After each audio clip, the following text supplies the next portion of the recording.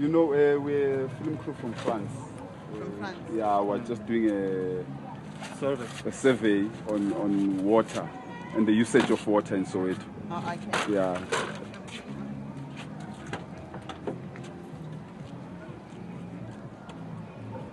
And we're aware that you guys don't have prepaid meters, so we'd like to compare you guys and guys. yes, and how you use your water. But maybe we'd like to speak with the household of the owner. Householder? Yeah. It's my grandmother, Yes. but she can't understand English. It's fine. It's fine. Are you happy with that? Decided today for the sake of equipment, I guess. Excuse me? I'm saying we'll sit this side of the table, not that side. Yes, if you put that. It's not on yet, right? It's not on, eh? It's not? On. It is. Yes, he's filming. It's filling. Yes. So we're still alive, so we can go on. So I was waiting for that moment when you say, 5, 4, 3. You want that? If you want, we can do it. Okay.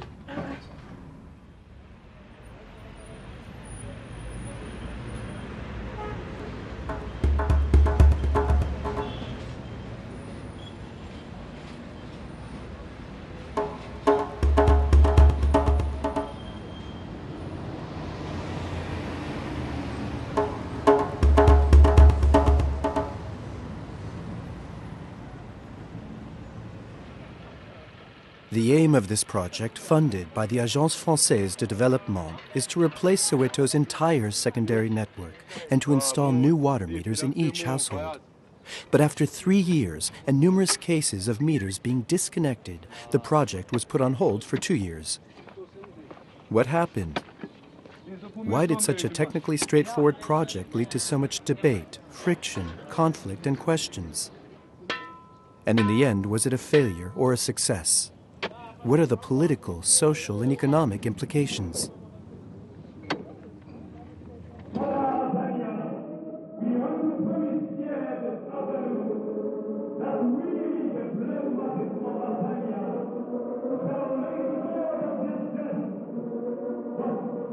Soweto is both the symbol and the figurehead of the anti-apartheid movement. In the 70s, township residents boycotted payment to the state for water, electricity, and rent. Their aim, and one they almost achieved, was to bankrupt the segregationist state. The movement inspired townships across South Africa and only officially ended with the fall of apartheid.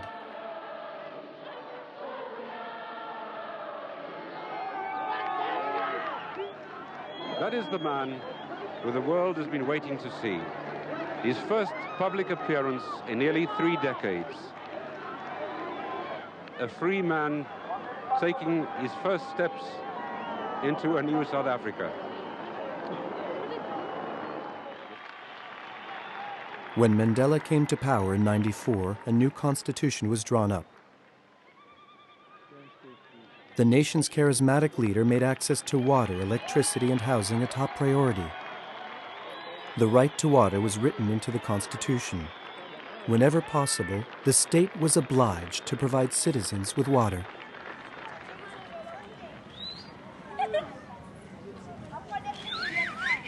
Après 1994 et la fin de l'apartheid, le premier défi, c'était évidemment de réintégrer les populations noires dans la société, de les sortir de la pauvreté, et de leur permettre d'accéder aux services de base, le logement décent, l'éducation, la santé, l'électricité, l'eau.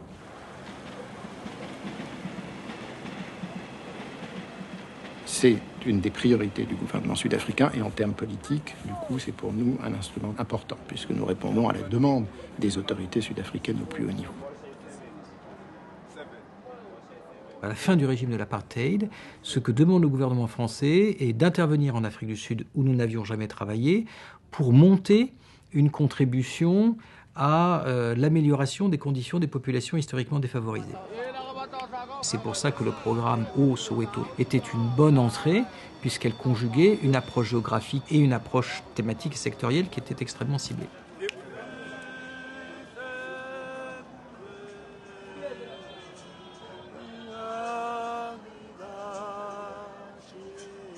Some years later, the constitutional right to water became a reality.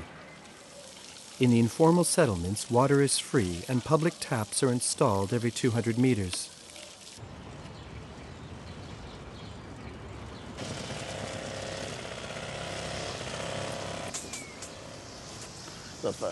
The law also obliged the municipality to provide private households with 6 cubic meters of water free each month. Any consumption beyond that amount is to be paid for.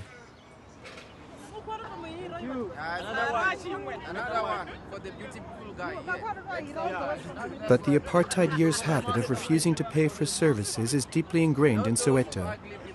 Just one family in 6 paid for the surplus water they consume beyond the 6 cubic meters offered free of charge. There were 3 main things to be done as part of the project. The first one was infrastructure upgrade and rehabilitation. In other words, replacing old pipes that were perforated and leaking quite badly. Secondly, we went into the properties of each and every household that we were putting some intervention to do some internal plumbing. The third component then was to put in a prepaid meter to make sure that from that point on, the people on that property would be able to measure the water that they use and pay for it. The project began in 2005.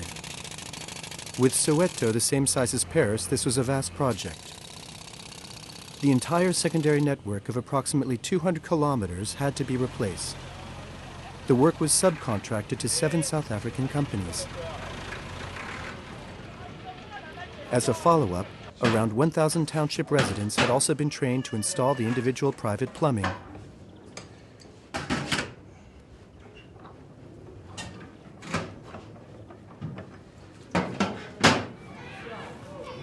Phase 3 was the installation of prepay meters. Each of Soweto's 170,000 households is offered a prepay meter in exchange for the cancellation of their debt over the past 3 years and the complete renovation of their plumbing.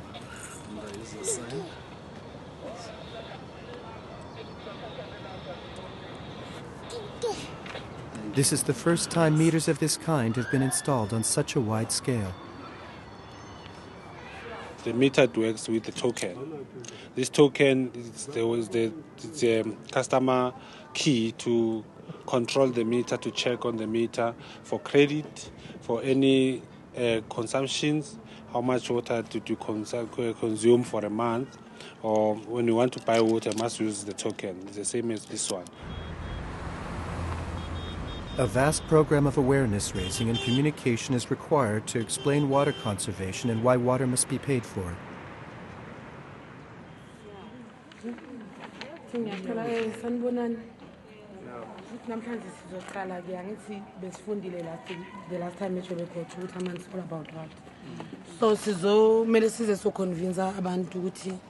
Amameter are important ukuthi amanzi mancane vele la South Africa. So ngizondivide each person ukuthi uzoyenza 25 per house a day angithi. So ngifuna ukuthi sisebenzisaneni kahle. Siba convince abantu ezifundile lapha yana and then sihloniphaneni. Siba niba explainele yonke into ukuthi size ngani. The city council attacked on several fronts at the same time, allowing itself just 5 years to complete the entire project.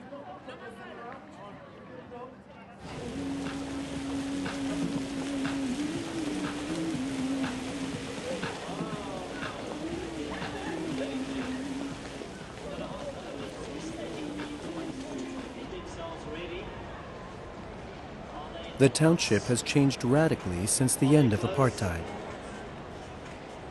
Next to the informal settlements, one of Africa's largest shopping centers attracts clients from among the growing numbers of middle-class residents. But of the township's 1 million inhabitants, relatively few have joined the affluent society. Social inequalities have worsened with huge differences in earnings.